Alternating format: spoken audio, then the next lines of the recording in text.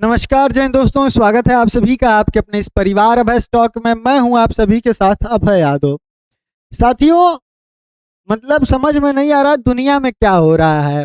अभी जो है स्ट्रेट ऑफ हॉर्मुज आपको पता ही है, गल्फ ऑफ ओमान और ये सब चल ही रहा था। इसके बाद रेड सी में जाकर बैन लग गया क्योंकि यमन के हूती जो है वो वहां पर हमला करने पहुंच गए। अब नया मोर्चा खुल गया है। जो काला सागर है, जो ब्लैक सी है, इसके अंदर टर्की ने जो है वो कह दिया है कि अब ये जो है उसमें जाने वाली वहां से गुजरने वाली जो जहाजें हैं उनके ऊपर अब ये रोक लगाएगा।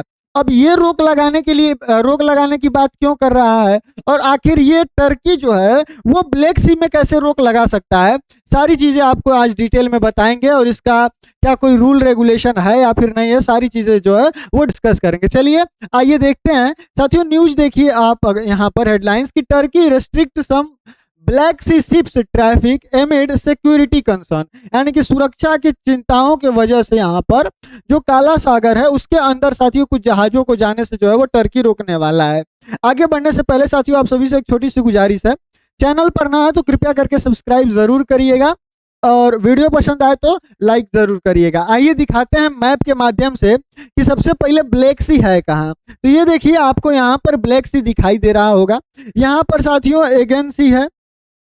इसके नीचे आप आएंगे तो ये आपको मेडिटेरेनियन सी जो है वो आपको यहाँ पर देखने को मिलेगा। अगर आप इसमें देखें तो यहाँ पर साथियों जो है वो एगेन सी है, यहाँ पर सी ऑफ मरमरा है और यहाँ पर साथियों जो है वो ब्लैक सी है। ठीक है, फिर इसी तरीके से साथियों इस साइड आपका यूरोप हो जाएगा और फिर नीचे जब आप जाएंगे अगर तो वो अफ्रीका वाला हिस्सा हो जाएगा।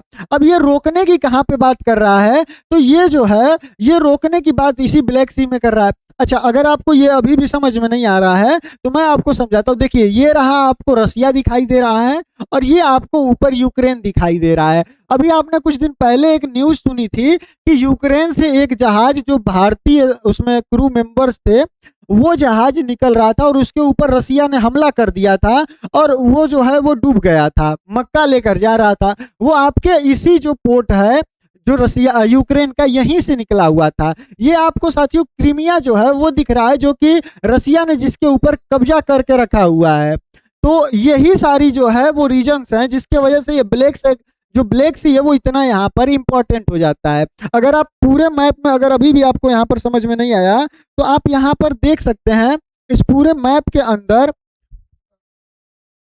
कहाँ गया मैग्नीफायर था बट पता नहीं, ये आप अगर देखें इसमें तो आपको यहाँ पर दिखाई देगा कि जो ये रहा ये आपका सऊदी अरब है, ये आपका स्ट्रेट ऑफ हॉर्मुज है और यहाँ पर अगर आप देखें तो ये जो बाब अल मंदेब था जिसको कि रोका गया था, जो यमन रोकने की बात कर रहा है जो हूती हैं वो यहाँ पर, और इसी के जस्ट अगर आप ऊपर देखें तो ये फिर आपका ये आ जाता है मेडिटेरेनियन सी और फिर यहाँ पर आ जाता है आपका जो क्या कहते हैं एगेन सी और इसके बाद आ जाता है आपका यहाँ पर मरमरा सी और फिर ये आ जाता है ब्लैक सी। तो इस तरीके से ये पूरा यहाँ पर रूट चलता है।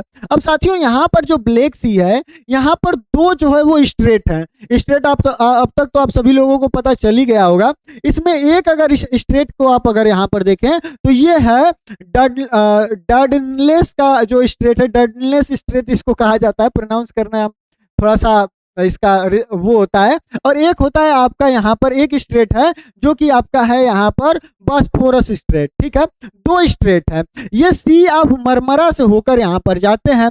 और ये जो अगर आप ध्यान से देखें तो ये आपका जो सी ऑफ मरमरा है ये पूरा टर्की के कंट्रोल में है। देखिए ये वाला जो एरिया आपको दिख रहा है यह भी टर्की का है, ये एरिया भी टर्की का है। तो अगर आप ध्यान से देखें तो ये पूरा जो स्ट्रेट मतलब स्ट्रेट दोनों हैं और ये पूरा जो मरमरा सी है ये दोनों ये पूरे तरीके से साथियों चारों तरफ से टर्की से घिरा हुआ है। और टर्की करता क्या है, अब ब्लैक सी में अगर किसी को जाना है तो उसको फिर यहीं से होकर जाना पड़ेगा, इस स्ट्रेट से होते हुए फिर यहाँ पर आपका बॉस्फोरस संधि होते हुए फिर वो ब्लैक सी में एंटर करेगा। तो वो कह रहा है कि हम इसी पर रोक देंगे, जब आप इसी को क्रॉस नहीं कर पाइएगा तो यहाँ पर जाने का और कोई रास्ता ही नहीं है। आइए अब इसको डिटेल में समझते हैं कि आखिर में यहाँ पर यह हुआ क्यों है, ऐसा हो क्यों रहा है। तो साथियों देखिए तुर्की ने काला सागर में प्रवेश करने वाले कुछ व्यापारिक जहाजों की आवाजाही पर रोक लगाना शुरू कर दिया है।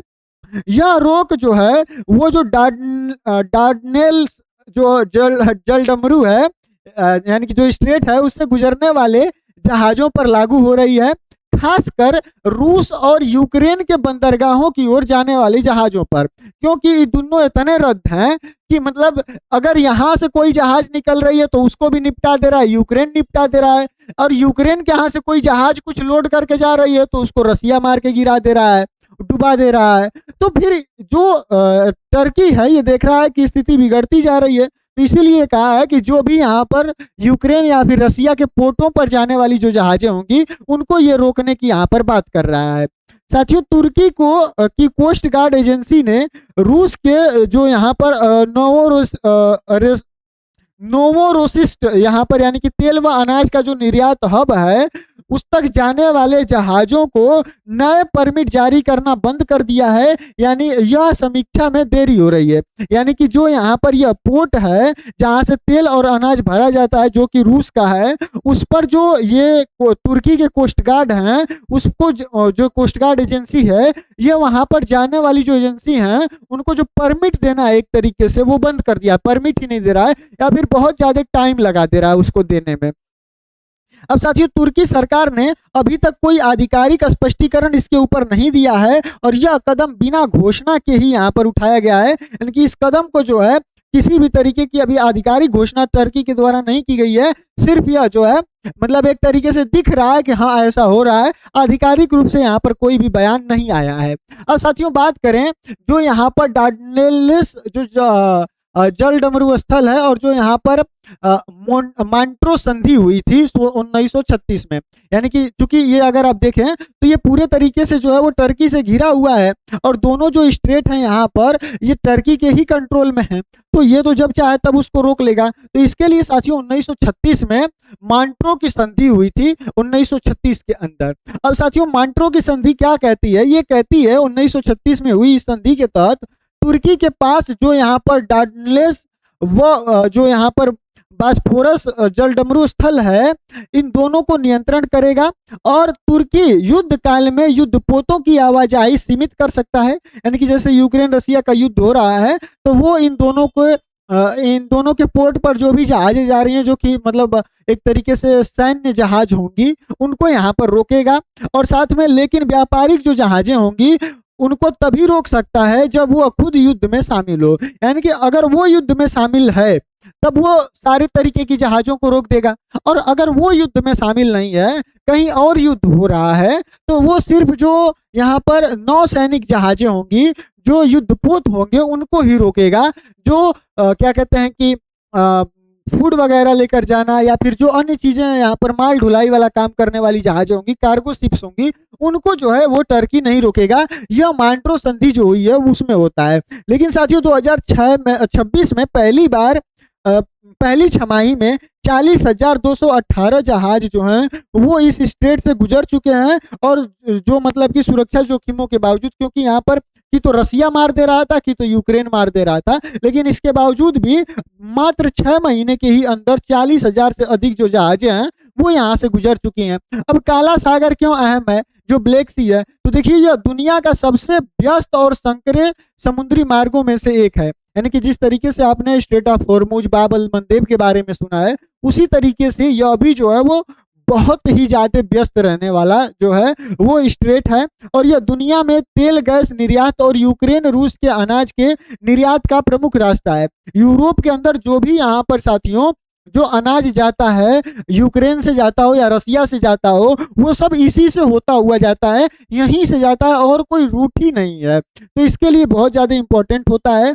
और साथियों जो रसिया का ये यहाँ पर नोवोरोसिस्क बंदरगाह है, यह रूस के लिए तेल व अनाज निर्यात का प्रमुख हब है। यहाँ से मतलब मैक्सिमम जो रूस की सप्लाई है वो यहीं से होती है। आगे बढ़ें और बात करें कि कारण क्या है इसके पीछे, तो देखिए यहाँ पर अचानक जो है वो हमले बढ़ गए। जो हमले हैं रसिया का करना या फिर यूक्रेन का, वो यहाँ पर बढ़ गए। रूस यूक्रेन युद्ध के तहत दोनों पक्षों की ओर से काला सागर में व्यापारिक जहाजों पर ड्रोन से हमले में तेजी आ गई। आपने न्यूज पीछे कई बार सुनी होगी। वहीं इस हफ्ते में तुर्की के भी 2 जहाजों पर ड्रोन से हमला हुआ, जिसमें तुर्की के नागरिक सहित कई क्रू सदस्य जो हैं वो यहाँ पर घायल हुए और तुर्की के विदेश मंत्रालय ने इसकी पुष्टि भी की, यानी कि अभी तक टर्की के किसी जहाज को कोई दिक्कत नहीं हो रहा था, लेकिन अब यहाँ पर क्या हुआ है कि टर्की के जो 2 जहाज हैं पिछले हफ्ते, मतलब इसी हफ्ते, उसमें 2 जहाज जो थे उनके ऊपर ड्रोन से हमला हो गया और वहां पर जो उसको चलाने वाले चालक दल थे वो थोड़े घायल हो गए, कुछ टर्की के भी थे और कुछ अन्य जगह के भी थे। इसके बाद साथियों जुलाई में जो ये रसिया का नोवोरिसिस्क स्थित और जो कैस्पियन यहाँ पर पाइपलाइन है उसके उसके तेल टर्मिनल के पास भी एक तुर्की जहाज पर हमला हुआ था, जिससे लोडिंग कई बार जो है वो रोकनी पड़ी थी। यानी कि एक तरीके से कहा जाए तो यूक्रेन वहां पर हमला कर रहा होगा। तो यहाँ पर इसी के वजह से साथियों जुलाई के अंदर इस तरीके की घटना हुई थी, जिसके वजह से यह जो है एक्शन एक तरीके से कहा जाए तो टर्की ने लिया है। अब साथियों बात करते हैं कि प्रतिबंध असल में काम कैसे करता है, जो रसिया टर्की है वो किस तरीके से रिस्ट्रिक्शंस लगाता है, वो काम कैसे करता है। तो देखिए किसे रोका गया है, तो रूस के जो नोवोरोसिस्क और कुछ यूक्रेनी बंदरगाह की ओर जाने वाले जो जहाज हैं उनको यहाँ पर रोका गया है। यानी कि रूस के बंदरगाहों पर कोई जहाज जाने वाला है तो उसको रोक दिया जा रहा है, और जो यूक्रेन के बंदरगाहों पर जहाज जा रहा है उनको रोका जा रहा है। कैसे रोका गया है, तो जो इनका ट्रांजिट परमिट होता है, जैसे कि आप लोग टोल टैक्स वगैरह देते हैं उसी तरीके से यहाँ पर और रोड टैक्स भरते हैं, ऑल ओवर इंडिया परमिट बनता है, नेशनल परमिट बनता है, स्टेट परमिट बनता है, उसी तरीके से यहाँ पर ट्रांजिट परमिट बनता है पानी वाले एरिया में, वो यहाँ पर जारी नहीं हो रहा है, या आवेदन की समीक्षा को जानबूझकर यहाँ पर देरी कर रहे हैं। अब इसके लिए जिम्मेदार कौन है, तो तुर्की के डायरेक्टरेट जनरल ऑफ जो कोस्टल सेफ्टी गार्ड हैं वो इसको जारी करती है, तो लेट वही कर रही है, दे वही नहीं रही है, तो जिम्मेदार भी वही है। अब क्या यह पूरी तरह बंद है, तो इसका उत्तर है नहीं। जो बुल्गारिया व तुर्की जाने वाले जहाज सामान्य रूप से आवाजाही कर रहे हैं, यानी कि जो बुल्गारिया से जा रहे हैं या फिर जो टर्की से जा रहे हैं उनको किसी भी प्रकार का यहाँ पर दिक्कत नहीं हो रहा है।